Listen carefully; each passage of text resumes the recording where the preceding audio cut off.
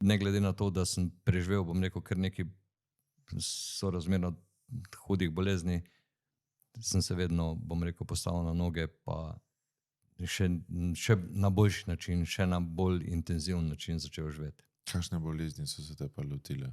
Ja, jaz, kakor so mi zdravniki rekli zdaj, ne, jaz imam prirojeno izohemično bolezen srca in ožilja. Zdaj, kaj to pomeni, vejo zdravniki, jaz pač tega ne vem.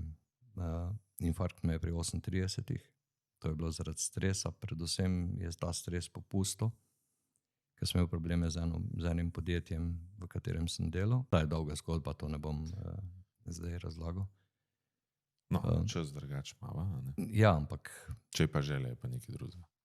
ne bi rad pogreval. Ti fascikli so pospravljeni že Ja, ne bojo. naj bojo tam, ne bomo prav brisali z njih. Pol je bilo treba pa se nekako postaviti na noge nazaj po tej, bom rekel, po infarktu.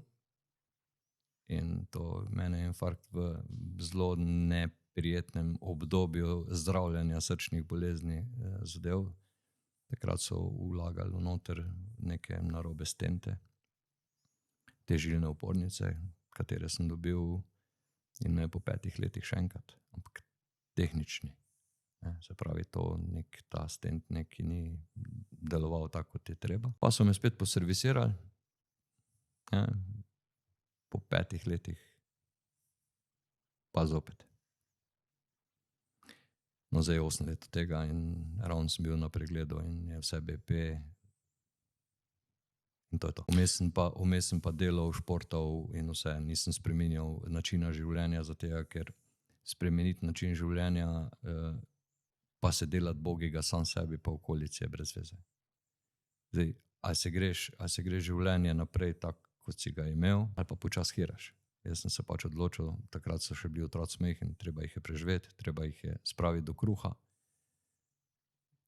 In je bila moja odločitev, samo gremo naprej.